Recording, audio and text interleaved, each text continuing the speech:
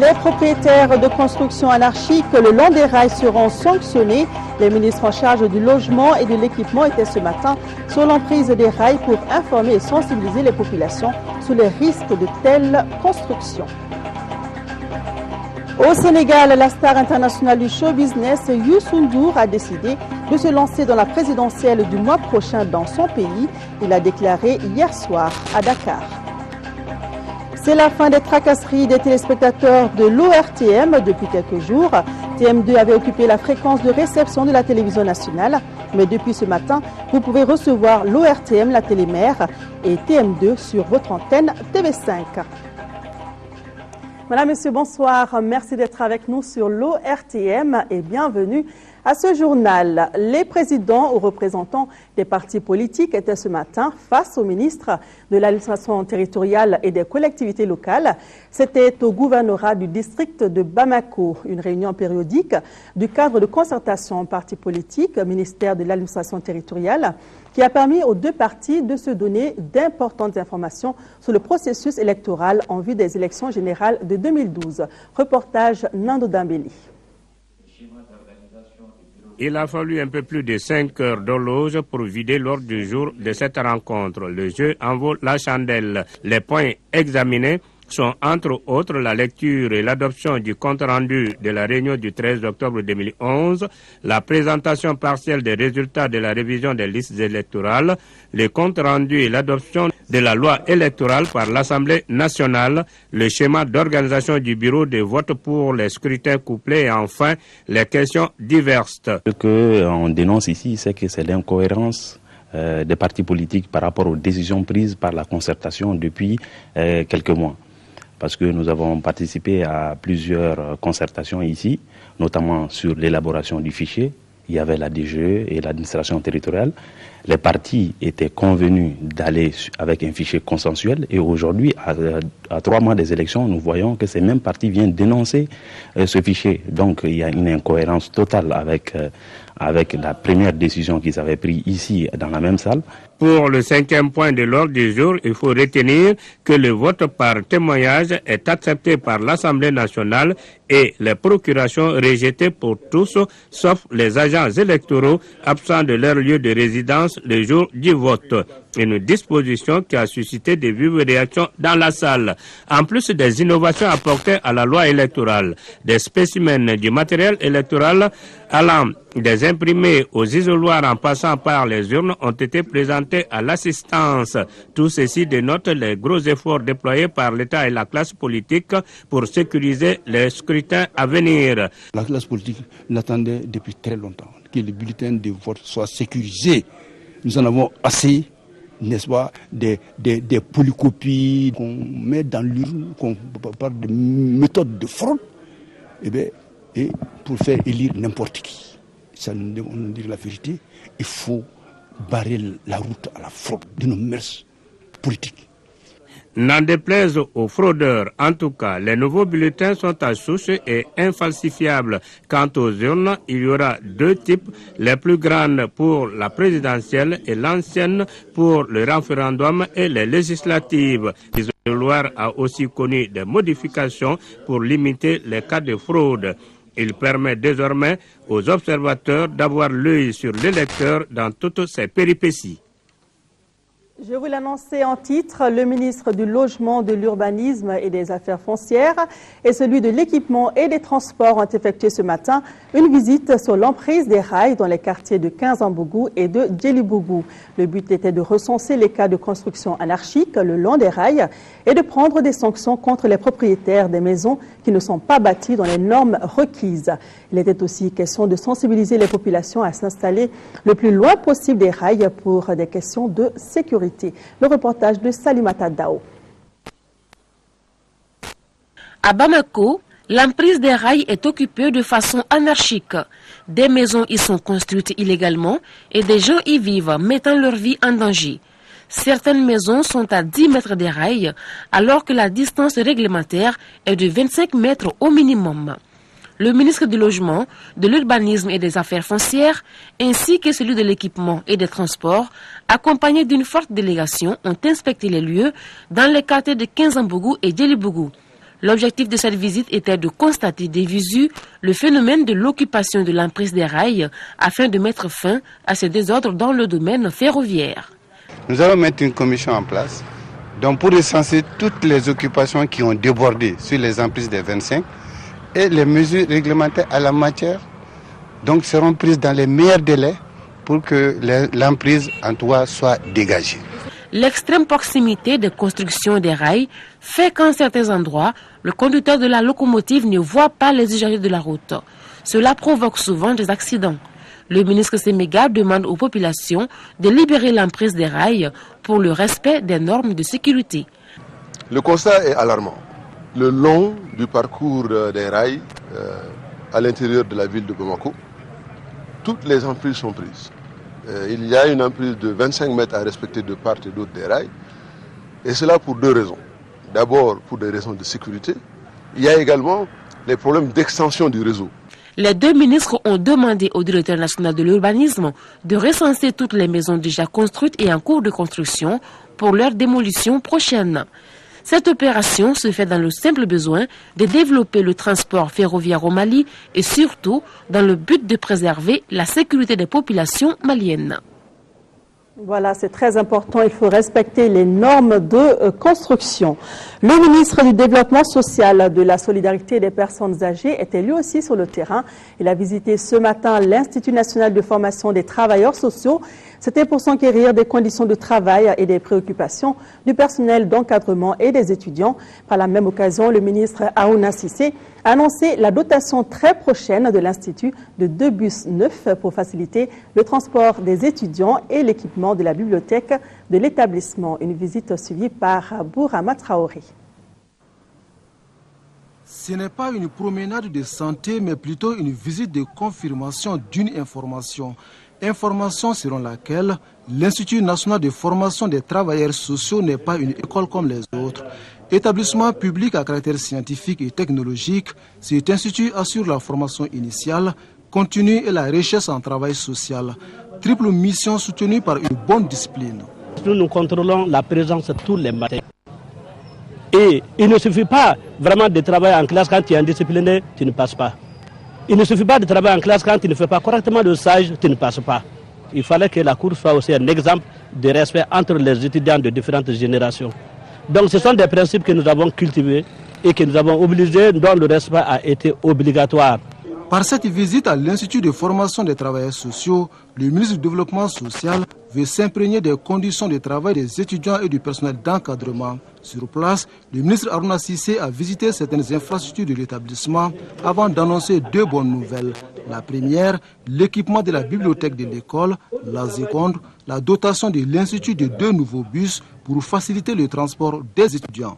2 bus neufs, tout neufs, que nous avons acquis et que nous allons, dans les tout prochains jours, livrer à l'école. Ces bus seront utilisés pour le transport des étudiants de l'école vers les lieux de stage qui sont loin et qui sont parfois d'un accès difficile. Donc ces bus-là vont être très très utiles dans le cadre de la formation. L'Institut national de formation des travailleurs sociaux a été créé en 2002. L'établissement accueille aujourd'hui 723 étudiants répartis entre les 2 cycles, à savoir le cycle moyen et le cycle supérieur. Le ministre de l'Éducation, de l'Alphabétisation et des langues nationales a rencontré cet après-midi la coordination des chefs de quartier du district de Bamako. Les entretiens ont essentiellement porté sur la crise de l'école malienne, pour laquelle le professeur Salikou Sanogo a sollicité la médiation des notables en vue de trouver une solution durable et apaisée. Les chefs de quartier se sont engagés à tout mettre en œuvre pour soutenir les autorités maliennes dans leur volonté de donner à l'école son lustre d'antan. Oumar Kouressi. Le professeur Salikou Sanogo a sacrifié à la tradition en allant formuler ses vœux de nouvel an à la coordination des chefs de quartier du district de Bamako et solliciter leur implication dans la recherche de solutions à la crise que connaît l'école malienne. Entre vieilles connaissances, les discussions ont été franches, empreintes de cordialité et au bout, un engagement ferme des chefs de quartier à ramener tout le monde à la table de négociation afin que les cours reprennent normalement. Les coordinateurs, l'ensemble des coordinateurs des chefs de quartier de Bamako, nous sommes là cet après-midi pour joindre nos efforts à ceux du ministre, pour joindre nos efforts également à ceux du gouvernement, nos efforts à ceux du président de la République, pour que l'école malienne vraiment se retrouve comme on aurait souhaité qu'elle soit.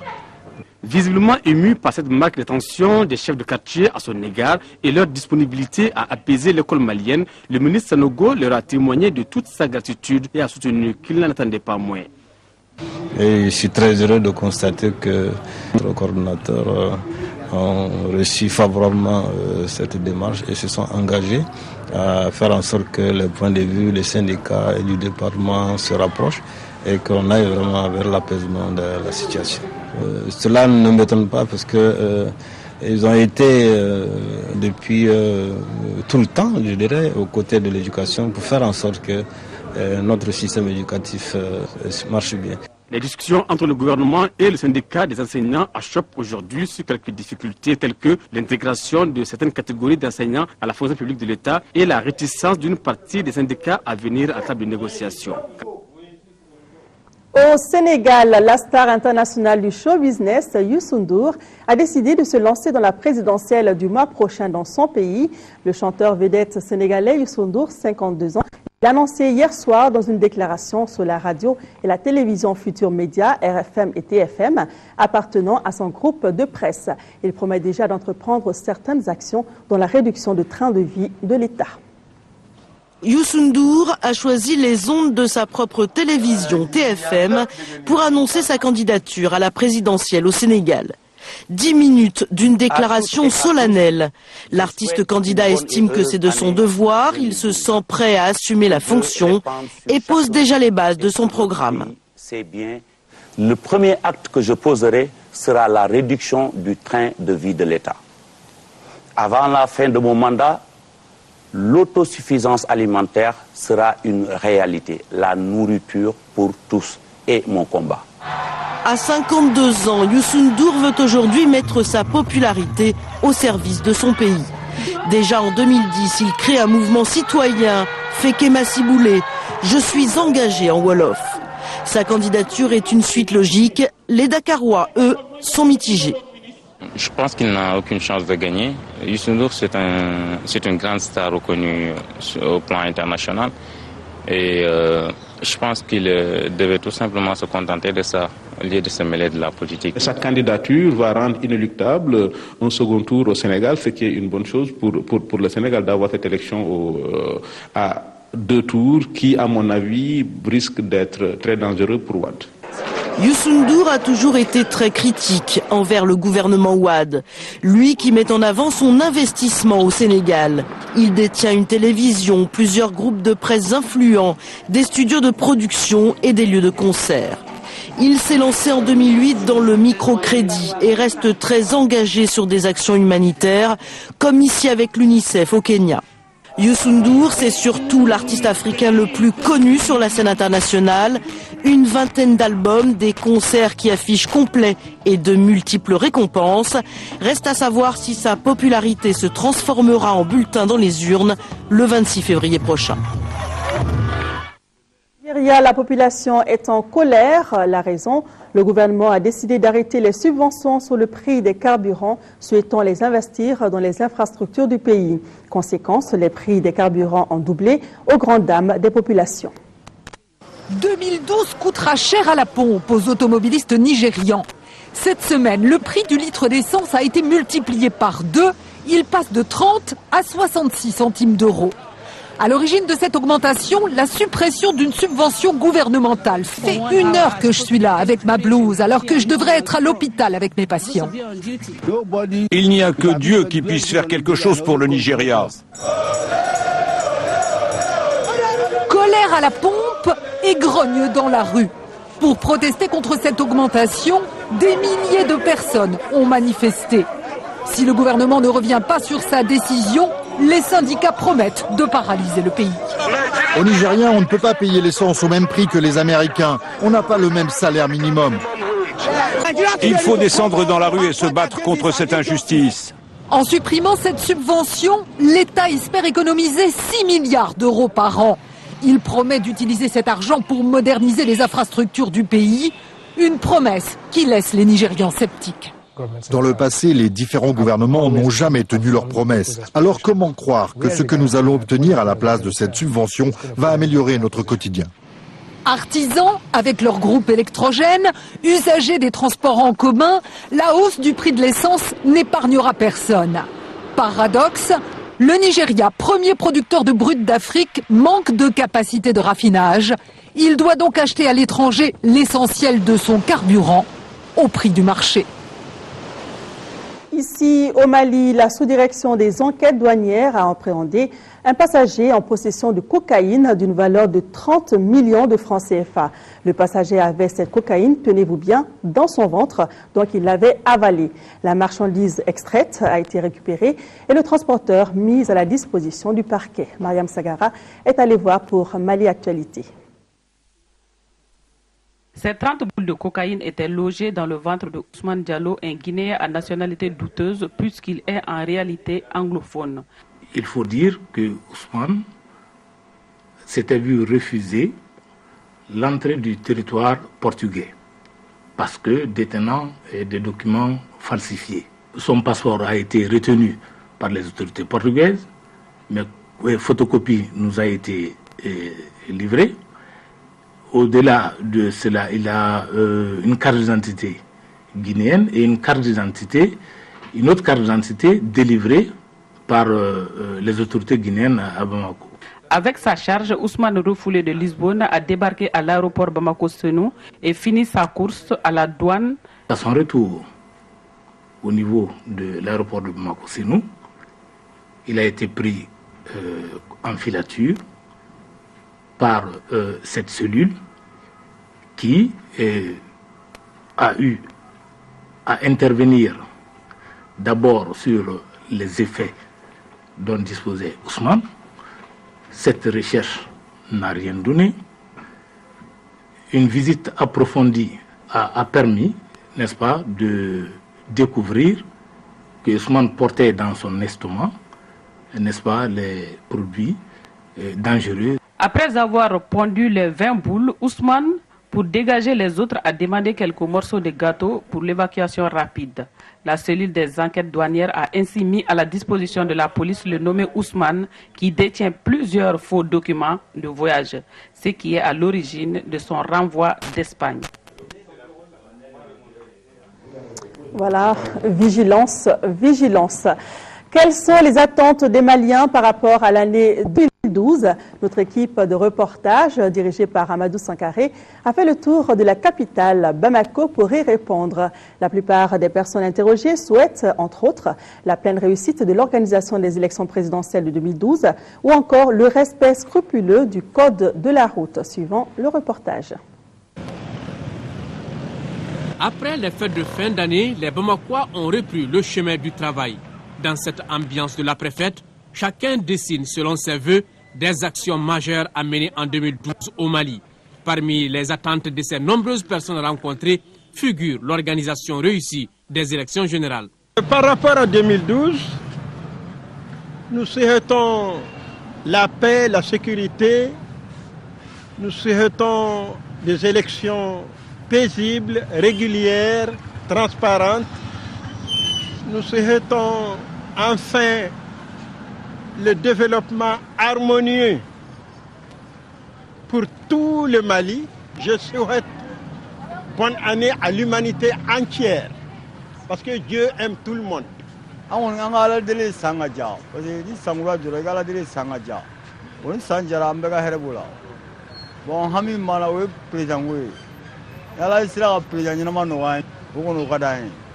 L'année a commencé bien, les dispositions semblent être bien, nous voulons que ça continue.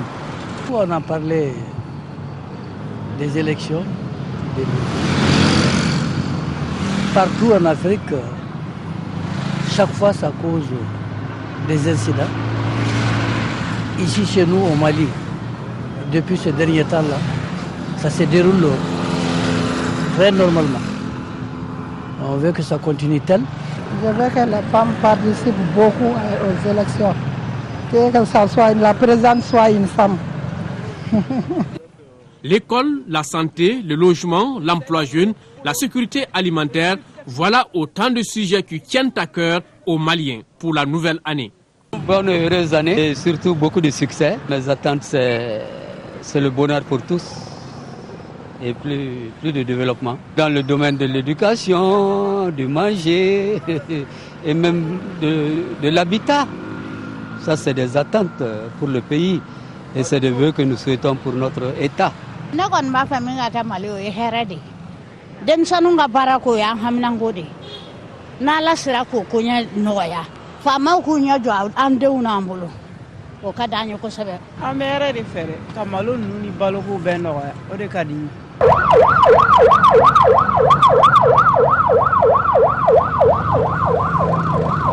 En ce qui concerne l'insécurité routière avec ses nombreuses victimes, les Maliens souhaitent ardemment le respect du code de la route. Nous attendons quand même que au niveau du Mali, qu'il y ait de la paix. Au niveau de la circulation, que chacun sache comment circuler et la prudence. Avant tout d'abord la prudence. Le savoir maîtriser le code de la route. Le savoir agir. Comment traverser, où traverser. Là aussi c'est très important.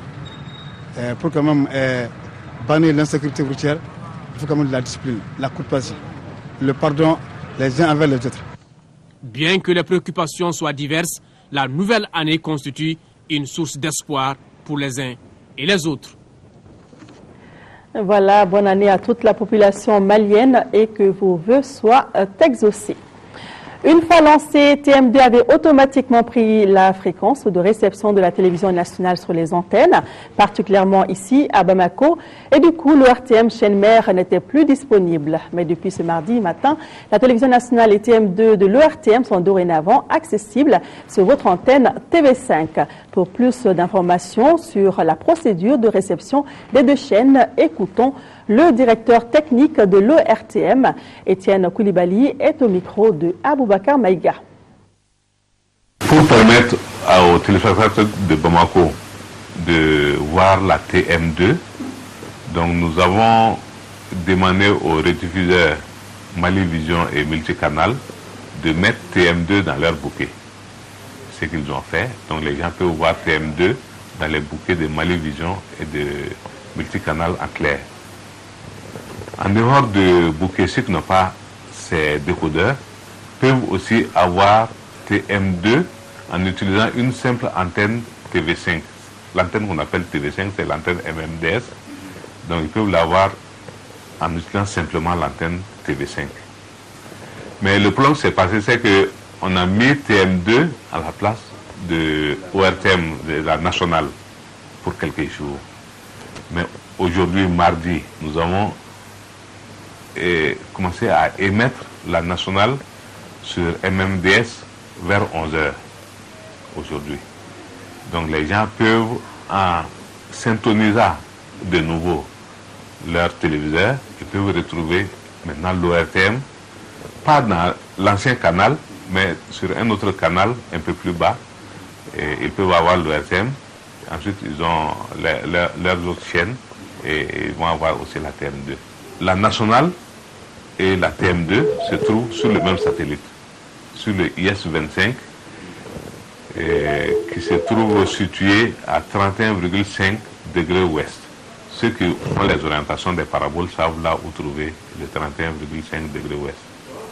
Là, ils vont utiliser pour la nationale la fréquence 12 338 MHz et ils vont utiliser la fréquence 12 346 MHz pour trouver la TM2. Le symbole pour les deux chaînes, c'est la même chose, c'est 2120. Le FEC pour les deux, c'est 7/8. Et pour les deux, la polarisation est verticale. Donc la même parabole, la même orientation, et la même FEC et symbole ourette. Maintenant, c'est les deux fréquences seulement qui diffèrent et tu as les deux chaînes. Ça, c'est pour ceux qui sont au Mali et aux environs. Pour le moment, ceux qui sont en Angleterre, en France, en Europe, ne pourront pas avoir TM2. Parce que nous l'avons seulement en KU. Et ça, c'est vraiment pour les Maliens. Et une partie de la Mauritanie, une partie de l'Algérie, la Guinée, la Côte d'Ivoire, le Burkina. L'ORTM se trouve sur un satellite qui diffuse en bande C. Et ça, c'est une couverture globale qui couvre l'Afrique entière et l'Europe aussi, et même une partie de l'Amérique du Nord.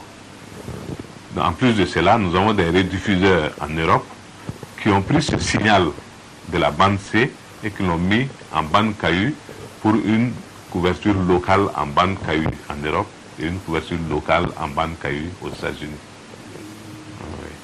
Et la TMD pour le moment n'est pas... Non, la TMD pour le moment n'est pas dans ce bouquet. Voilà, donc pour ceux qui se posent encore la question comment capter TM2 tout à l'heure, Étienne Koulibaly, notre directeur technique, y a répondu. Ajoutez que TM2 est accessible par une antenne MMDS ou encore appelée antenne TV5.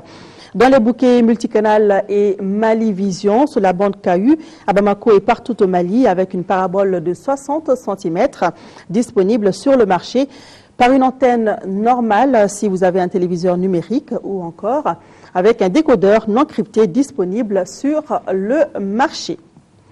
Parlons sport à présent. Football, championnat national de Ligue 1.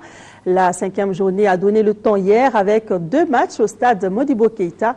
L'AS Real a remporté sa première victoire de la saison aux dépens du Nyanan de Koulikoro 2 buts à 1. Et en soirée, le Djoliba AC a été accroché 0-0 par la Somme. Compte rendu de ces 2 rencontres avec Siragatou Sissé. Vaincre et sortir de la zone de turbulence, c'est la mission commando de l'AS Real 2 points avant de se mesurer au Nyanan de Koulikoro 7 points. Issa Kolan Koulibaly, limogé, le club est désormais dirigé par l'entraîneur des gardiens de but, Oumar Diarra. La soirée commence pourtant mal pour l'AS Real. À la 12e minute, Madou Dembélé lobe Almami Sogoba pour l'ouverture du score, 1-0. Les Koulikorois, mieux organisés, empêchent la progression des Scorpions durant toute la première période. L'AS Real, sentant l'agonie, relève la tête. Malamine Mariko, entré en cours de jeu, égalise à la 82e minute dans un cafouillage monstre. L'espoir est rené. La défense du Niana est débordée. 87e minute, Abdul Karim Sanogo, lui aussi remplaçant, offre la victoire à l'AS Real 2 buts à 1.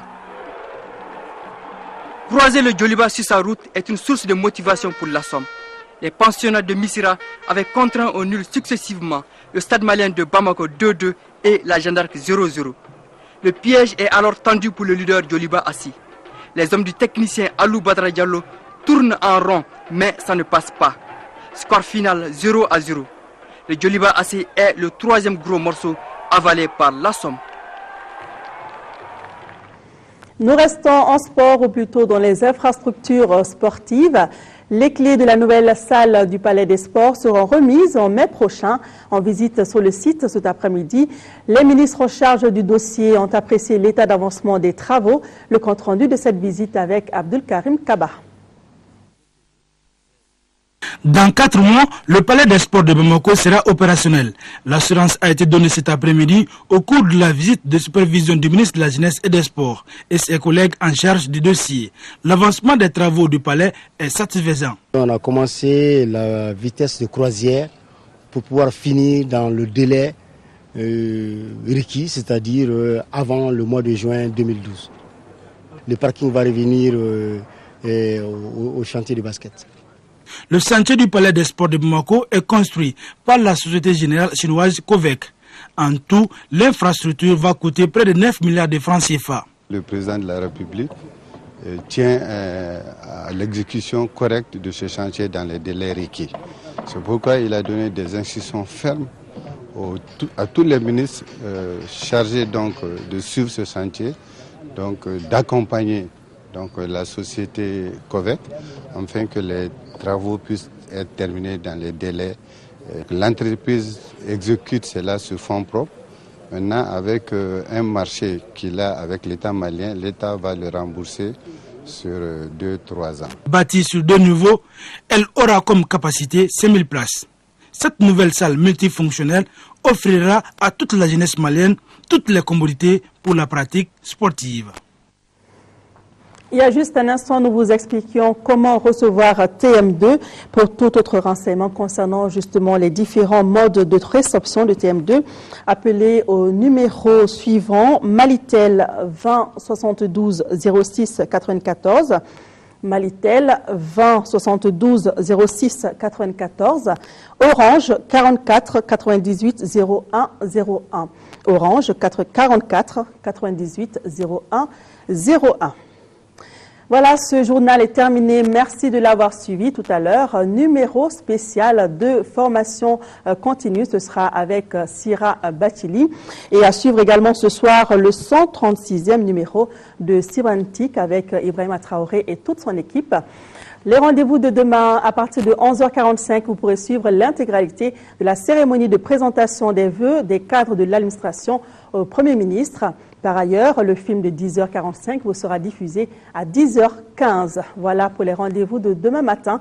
Inch'Allah, je vous retrouve le soir. Bonne suite de programme à tous sur l'ORTM.